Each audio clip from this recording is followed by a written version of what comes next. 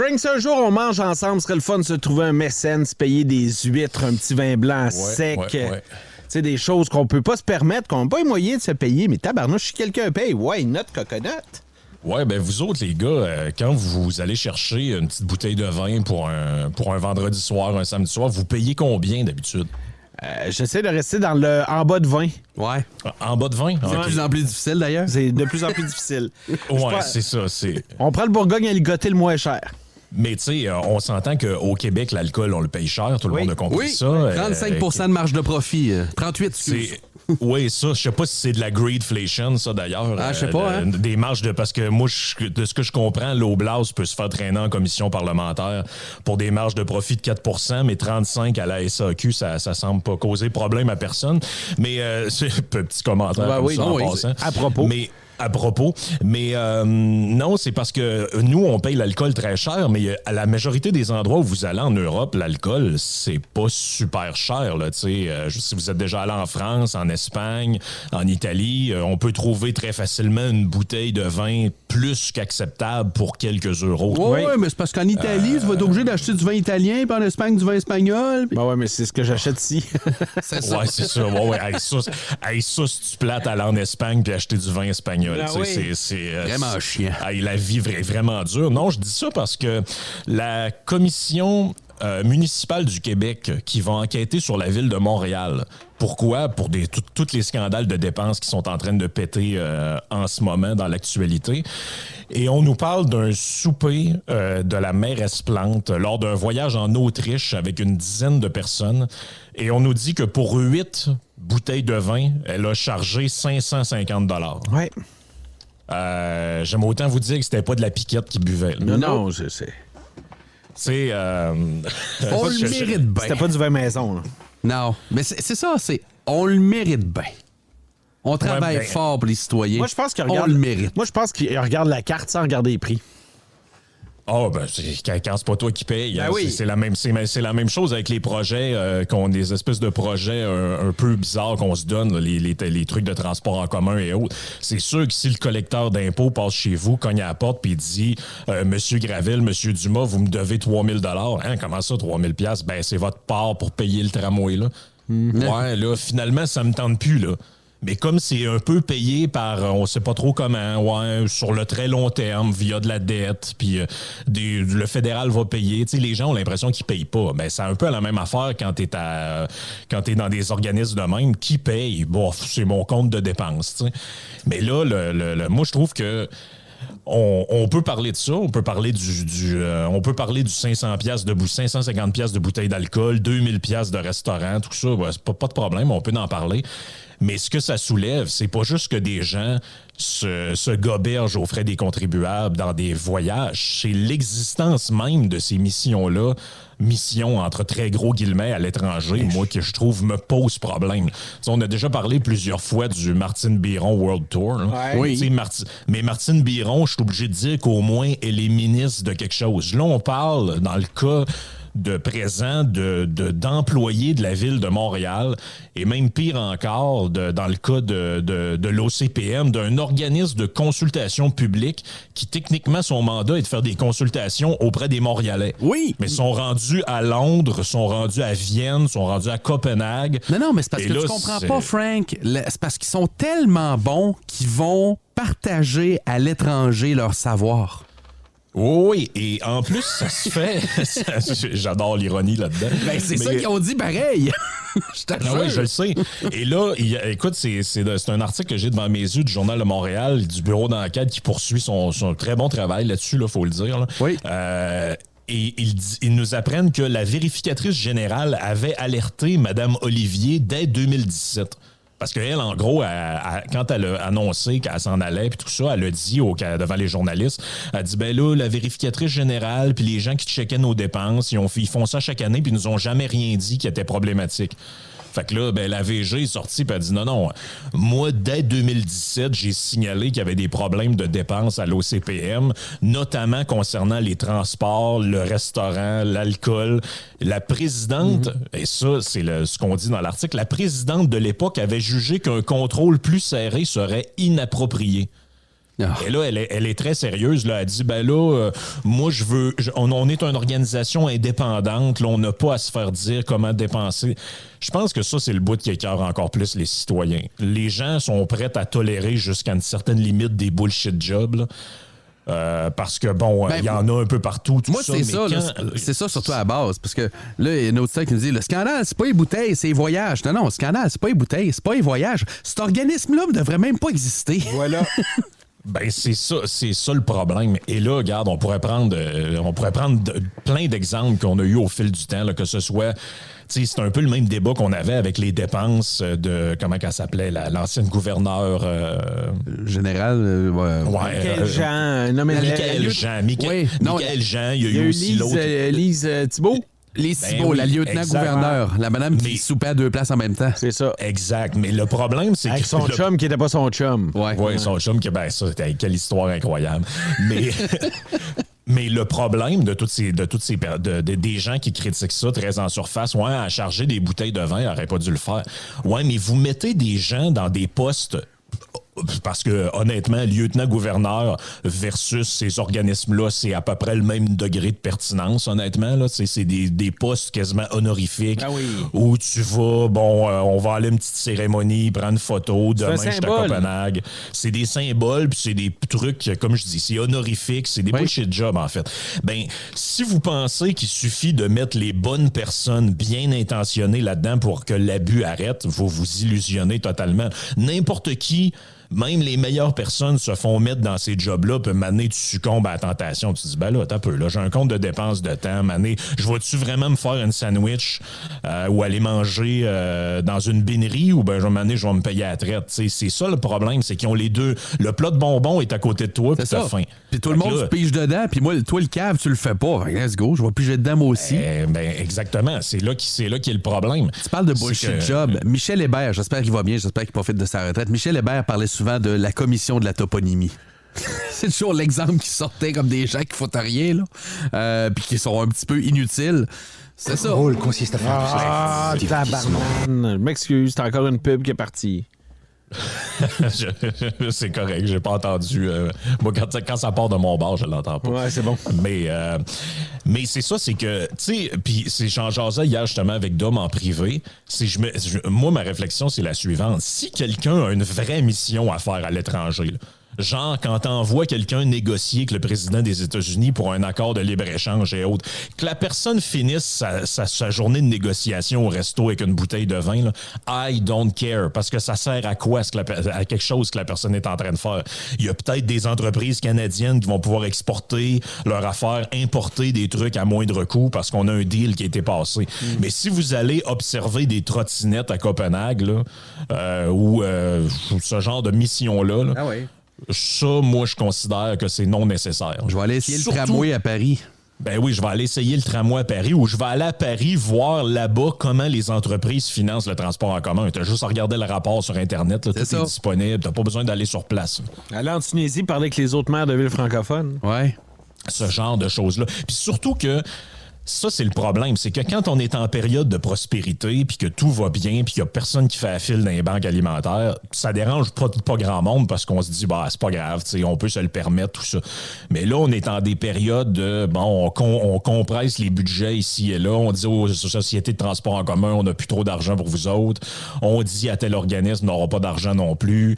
On envoie le message qu'il faut se serrer à la ceinture. En plus de tout ça, il y a des négociations dans le secteur public où on dit, là, la capacité de payer des Québécois. Puis je le sais, c'est des montants un peu dérisoires. C'est pas avec 550$ qu'on va payer des augmentations de salaire à des infirmières. C'est pas ça le point. C'est l'image. C'est l'image que tu dégages. L'image, puis en plus, l'image de... Ils se font pogner les deux mains dans le plat de bonbons puis ils ont même pas l'air à le regretter.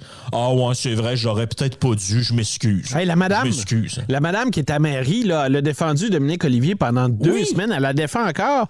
Puis le premier réflexe qu'ils ont eu, c'est de couper... le texte de Bock-Côté hier dans le Journal de Québec, j'ai trouvé ça parfait. C'est de couper le party de Noël des employés. Oui. Tu sais, les employés qui toute l'année travaillent, t'es trop cheap pour leur payer la moitié d'une bouteille de vin avec un sandwich. Ben oui, puis après ça, ils se demandent, ils se posent la question de savoir pourquoi leur appareil administratif et leurs employés sont moins efficaces ou ont des problèmes de performance. Ben je le sais pas. Eux autres aussi sont comme les citoyens normaux. Ils regardent les gens en haut d'eux autres aller se prélasser dans des bullshit, aller se prélasser dans des rencontres pas rapport à l'autre bout du monde. De 45 minutes. Puis toi, t'es comme, bon, OK, moi, j'ai pris 1 minute de trop sur mon heure de repas, je me fais écœurer. Il y a quelque chose là-dedans qui est complètement délirant. Puis l'autre affaire qui a un peu rapport avec ça, vous allez comprendre le lien, c'est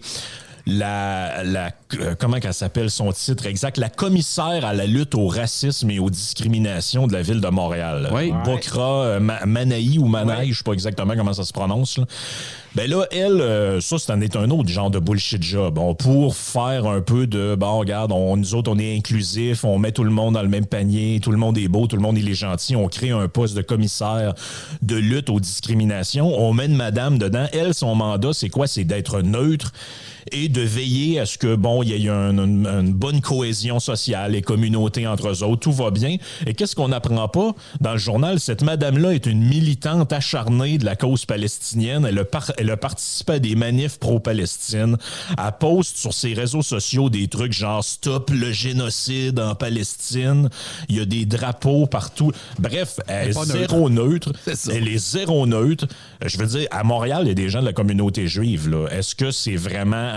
Puis il y en a quand même beaucoup. Là. Je veux dire, ces gens-là ont le droit d'être représentés équitablement. Si on s'entend pour dire que le poste doit exister, moi, je pense pas que c'est si nécessaire que ça. Je serais curieux de savoir c'est quoi le output de ce genre de commissaire-là. D'après moi, à part faire 2-3 rapports inutiles, ça n'a pas servi à grand-chose. Est-ce qu'on l'a entendu dans le dossier des balles sur les écoles juives? Non. Ben, c'est ça, moi, mon point. C'est que tu es dans une ville où il y a des synagogues, des écoles qui sont vandalisées. Il y a une histoire de cocktail Molotov, de balles qui est envoyée. Oui. Il y a des gens qui se disent qu'ils se sentent pas en sécurité. Et elle, tu sais, puis là, toi, tu te dis, ben, au moins, ma ville se sont dotés d'un commissaire aux discriminations. Tu regardes ses réseaux sociaux, c'est peinturé mur à mur de trucs juste d'un bord. Je sais pas, à un moment donné, ça devrait être des messages neutres, tu sais, d'appel au calme, d'appel à la paix, de dire que c'est important de communiquer entre les communautés, que dans notre ville, tout le monde est égal. Ben oui, ce message-là auquel, je sais pas, je pensais que tous ces gens-là adhéraient. Et là, on nous dit ben, que justement, c'est ça, sa mission, c'était de rassembler les communautés. Et là, tu sais, il y a des actes de vandalisme, des actes de terrorisme, là, appelons-les comme ça, là, des actes antisémites. Et tu regardes la personne qui est supposée de rassembler les communautés, il y a des drapeaux de la Palestine partout, puis... tu sais, je sais pas, là, elle a le droit de penser ce qu'elle veut personnellement, mais dans le cadre de ses fonctions... Je sais pas, là, c'est un peu... mais je pense pas me tromper en disant qu'après ce scandale-là là, qu'on a sur les dépenses, les postes qui servent à rien, il n'y en aura pas vraiment de réflexion sur l'existence de toutes ces patentes-là. On va nous dire qu'on a congédié 2-3 personnes. On va nous dire qu'elle a été rencontrée pour se faire rappeler son mandat. Là, tout va être réglé. Tout va être réglé, tout va être pardonné, comme dit Dom. Mais il n'y aura jamais de réflexion de fond sur hey, ces missions-là, là, est-ce qu'elles sont nécessaires? Ces postes-là honorifiques là, qui sont que pour donner des jobs à des amis du parti puis à des gens d'organismes à qui on a promis des affaires, ces jobs-là, est-ce qu'ils vont... Parce que c'est le moment idéal. Là. Si quelqu'un voulait arriver puis faire le ménage là-dedans, c'est le moment parfait. La cote de sympathie de ces gens-là auprès de la population, elle doit être pas loin de zéro. Studio montréalais, ben parfait, l'organisme, là, savez-vous quoi? On met la clé dans la porte, puis eux autres, ils font le boîte. Je pense pas qu'il va y avoir des manifestations en avant de l'hôtel de ville. Ils diront, on veut l'OCPM, là, on y tient vraiment. Là. Surtout que les Montréalais vont se faire dire qu'ils ont 5 d'augmentation de taxes aujourd'hui. Là. Oui. Ben, merci. Ça, c'est l'autre point. C'est qu'à un moment donné, c'est ça aussi, là. Je comprends pas comment ils réfléchissent, ces élus-là. Ils sont complètement... déconnectés des gens. Je sais que c'est un cliché de dire ça, là, que les politiciens sont déconnectés de la population, mais là, je pense qu'on a atteint un niveau supérieur. Là. C'est que ces gens-là, on voit les Montréalais, qu'est-ce qu'ils ont? Ils ont des baisses de services. On ramasse les vidanges moins souvent. Quand c'est les égouts refoulent, c'est pas de notre faute, c'est les changements climatiques, tout ça. Fait qu'il y a des services de plus en plus mauvais, des taxes de plus en plus élevées. Puis ce qu'ils regardent, ce qu'ils voient, c'est des gens qui se prélassent dans des affaires inutiles à leurs frais. Moi, je me mets à leur place, là, je trouve pas ça très drôle. Rentre le transport en commun là-dedans, que les Montréalais utilisent quand même. Eux autres, ils ont un métro. Là. Fait qu'ils l'utilisent. Ça marche quand même pas si mal, le transport en commun à Montréal, dans le sens qu'il y a beaucoup de monde qui en ont besoin. Là, on manque d'argent. La première chose qu'ils ont faite, c'est quoi? Ils ont menacé, le métro va être fermé à partir de telle heure le soir, il y aura moins de services les matins, la fin de semaine, où il y a quand même du monde qui en ont besoin, vu qu'il y a beaucoup de monde à Montréal à ce moment-là, plutôt que de regarder leurs propres dépenses. Plusieurs médias montréalais qui font finalement la job là-dessus, je vais leur donner, Francis Veil a fouillé ça, Mario Dumont a fait des bouts de son émission là-dessus aussi hier. C'est parce que la majorité des employés de la STM, c'est pas des gens qui sont là pour te donner des services, c'est pas des mécaniciens, c'est pas des chauffeurs d'autobus. La majorité des employés, puis la moyenne des salaires est quand même assez élevée. Ouais. En effet, la semaine dernière, on regardait même les salaires des chauffeurs, platement parlant, tu compares avec d'autres villes en Amérique du Nord, sont quand même assez bien payés, merci. Fait que avant de couper les services, il y a peut-être d'autres places à couper, là.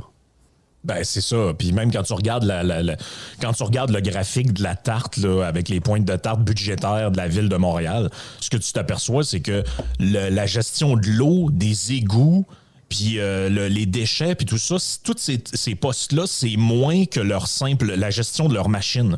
De mémoire, là, ces chiffres-là sont probablement pas exacts, là, mais c'est genre 3% du budget pour l'eau, 2-3% pour les vidanges, tout ça, puis c'est genre 14% pour l'administration générale de la ville. À un moment donné, tu te dis, arrêtez de nous dire que si vous augmentez pas les taxes ou si vous avez pas l'argent que vous voulez, vous allez devoir couper les services. D'après moi, il y a une coupe de postes là, au commissaire de pas tant de choses qui peuvent être coupées. Là. Je penserais que oui. Hey, je sais que t'étais bien embêté hier par rapport à la décision que tu avais à prendre, mais je sais pas si tu l'as prise, ta décision. Est-ce qu'on y va avec Enze Kopitar? Est-ce qu'on y va avec Matt Dano? Ou encore avec Drew Doughty pour le jersey des Kings? Ah, écoute, moi, là, quand j'ai vu ça, cette affaire-là, hier soir, tu sais, je comprends, c'est cool. Il y a des gens qui vont venir jouer au hockey dans des pratiques hors concours. Là. C'est bien le fun, là. Mais, puis moi, regarde, je suis un gros fan de hockey. J'aime bien ça aussi, là.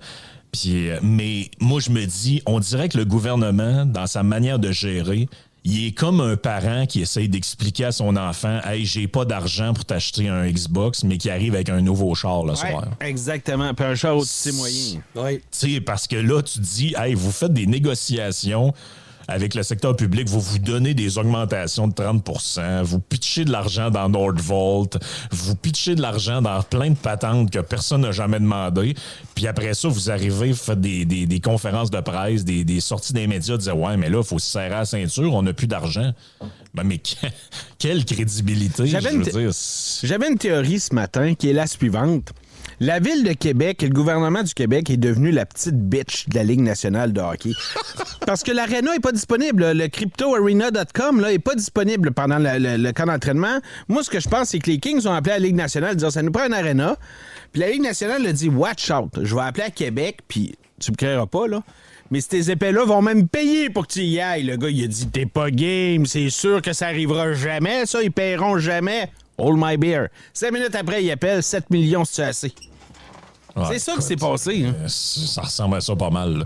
Mais tu sais, maintenant, à force de presser le citron, il reste plus rien dedans. Là, je pense que ça encourage plus le cynisme qu'autre chose. Là. Oui. Je pense que les gens, ça les insulte en grande partie plus qu'autre chose. Là. Ce qu'ils voulaient, les gens de Québec, ce qu'ils voulaient, c'est un club de hockey. Là. C'est pas des pratiques des Kings de Los Angeles. En plus, le Canadien qui dit, savez-vous quoi, on serait allés gratis, nous autres. C'est ça! Comme les 10 autres fois. Non, c'est d'un ridicule. Mais en même temps, il va y avoir du monde dans l'aréna, c'est sûr. Le monde aime ça, le hockey. Puis on a déjà annoncé qu'on avait invité Patrice Bergeron aussi. Le match contre les Bruins, on va l'honorer. Il va y avoir du monde. Oui, il va y avoir du monde. Il y aurait eu du monde, même si c'était gratis. Ouais. Pas si c'était gratis, mais dans le sens qu'il n'y aurait pas eu de subvention. Ouais. Le Canadien contre Sénateur, il y aurait eu du monde aussi.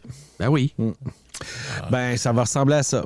Ça ressemble à ça. Je te dirais que c'est pas un... C'est parce que ça nous touche parce que c'est des montants puis c'est des événements que tout le monde comprend. Tu sais, tu parlais tout à l'heure, les huîtres. Tout le monde a déjà mangé des huîtres, c'est peut-être gâté à un moment donné. Ou a regardé un menu de restaurant et a fait ouais, non, je me paierai pas ça, c'est trop cher. Je mangerais bien des huîtres, mais je vais être capable de payer mon hypothèque. Parce que tu sais, t'as dit vite Nordvolt, et là, tu parles de montants de milliards de dollars. Ouais, c'est ça. Technologie qu'on sait pas trop si ça va fonctionner. C'est un gamble, là. Mais tu sais, ça, c'est comme plus difficile à critiquer parce que c'est des montants qui font pas partie de nos vies. Puis c'est pour une technologie qui fait pas encore partie de nos vies. C'est comme pour le futur, là, peut-être. Mais c'est une autre affaire qu'il faudrait passer du temps là-dessus parce que la technologie des batteries pour les chars, ça n'a pas l'air de bien aller, là.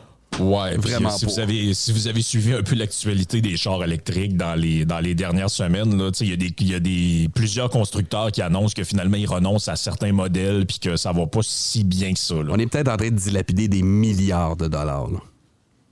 Ben écoute, ça c'est toujours la même affaire. Hein. Si le gouvernement avait eu à prendre position sur Beta versus VHS, vous pouvez être sûr qu'il aurait choisi Beta. Assurément.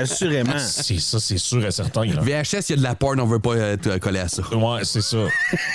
Te souviens-tu, Blu-ray puis HDTV, il aurait fait la même chose. Ouais, c'est ça. Oui. Full HDTV. Full HDTV, incroyable. Hey, merci Frank, passe une belle journée. On t'écoute avec Yann, le podcast. Amusez-vous bien, puis t'es pas là vendredi. Non, c'est vrai. Exceptionnellement, on s'en reparle lundi prochain. Va falloir que je trouve quelqu'un d'autre venir me parler de musique. Ben, écoute. Je devrais être pas pire. On a Yes. des idées. All right. Hey, merci Frank, passe une belle fin de semaine. Bye-bye. Ciao, bye. Frank.